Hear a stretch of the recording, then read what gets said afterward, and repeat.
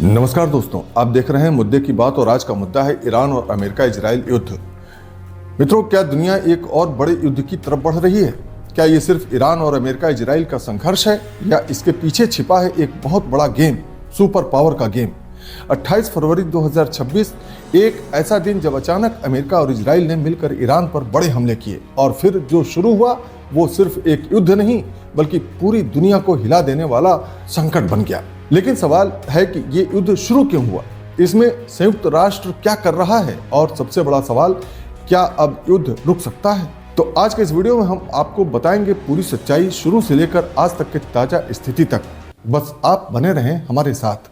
मित्रों, 28 फरवरी 2026 वो दिन जब अमेरिका और इजराइल ने एक संयुक्त सैन्य ऑपरेशन लॉन्च किया, जिसे इजराइल ने नाम दिया ऑपरेशन लायंस रोवर। इस हमले में ईरान के सैन्य ठिकानों पर बमबारी हुई, कई बड़े अधिकारी मारे गए और ईरान के परमाणु कार्यक्रम को निशाना बनाया गया।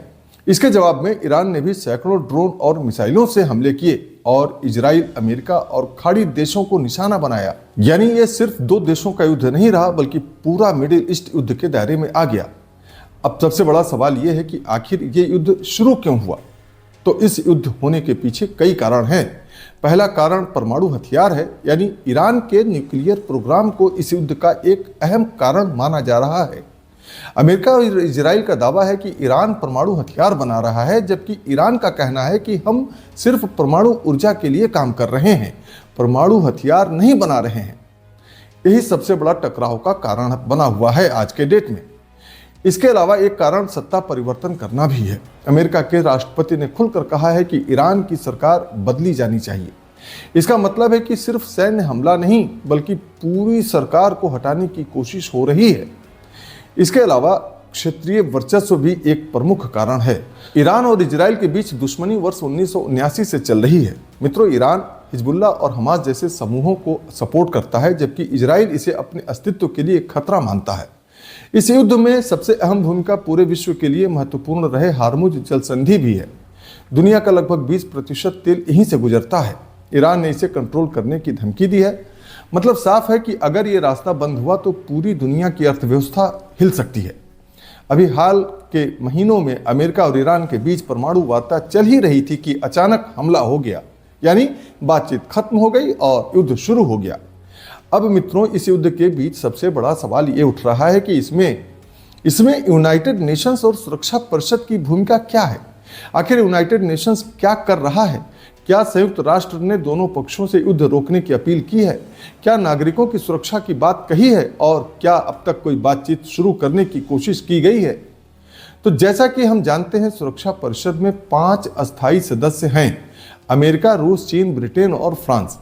इसीलिए समस्या यह है कि अमेरिका इजराइल के साथ है, रूस और चीन ईरान के साथ हैं। यानी कोई भी बड़ा फैसला वीटो पावर के कारण फंस जाता है हमेशा। इसमें यूनाइटेड नेशंस की कमजोरी यह है कि सिर्फ युद्ध विराम की अपील वो कर सकता है, बिना सहमति के अपनी सेना नहीं भेज सकता। इसके लिए हमेशा बड़े और शक्तिशाली देशों के खिलाफ एक्शन लेना मुश्किल होता है। इसीलिए यूनाइटेड नेशंस युद्ध को रोकने में अभी तक पूरी तरह सफल नहीं हुआ है। मित्रों, ईरान, अमेरिका, इजराइल के बीच चल रहे युद्ध में के आज तक की ताजा अपडेट यह है कि अमेरिका ने ईरान को 15 पॉइंट का शांति प्रस्ताव दिया है, लेकिन ईरान ने उसे खारिज कर दिया और ईरान ने अपनी शर्तें रखी हैं कि हमें युद्ध का मुआवजा चाहिए, हार्मुज पर नियंत्रण चाहिए और सुरक्षा की गारंटी चाहिए। लेकिन अमेरिका और इजराइल ने भी ईरान के इन शर्तों को ठुकरा दिया है। यानी दोनों पक्ष समझौते के लिए तैयार नहीं है और युद्ध अभी जारी है। अभी तक कोई अस्थायी सीज फायर नहीं हुआ है। हालांकि बातचीत चल रही है, लेकिन हमले अभी भी जारी हैं। दोनों पक्ष अपनी अपनी शर्तों पर अड़े हैं। साफ शब्दों में कहें तो युद्ध अभी खत्म नहीं हुआ है। दोस्तों, इस युद्ध का असर सिर्फ मिडिल ईस्ट तक सीमित नहीं है, बल्कि इसका असर पूरी दुनिया पर हो रहा है। तेल की कीमतें बढ़ रही हैं, इंटरनेट केबल्स पर खतरा मंडरा रहा है, वैश्विक मंदी का खतरा भी बना हुआ है। तीसरे विश्व युद्ध की आशंका से भी कोई इनकार नहीं कर सकता।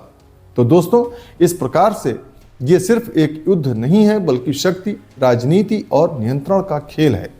जब तक ईरान का मुद्दा हल नहीं होता और बड़े देश एकमत नहीं होते, तब तक ये संघर्ष खत्म होना मुश्किल है। आप क्या सोचते हैं इस बारे में? क्या ये युद्ध बढ़ेगा या जल्द खत्म होगा? कमेंट में जरूर बताइए। वीडियो पसंद आए तो लाइक करें, चैनल को सब्सक्राइब करें आपसे फिर होगी मुलाकात। तब तक के लिए मित्रों, नमस्कार।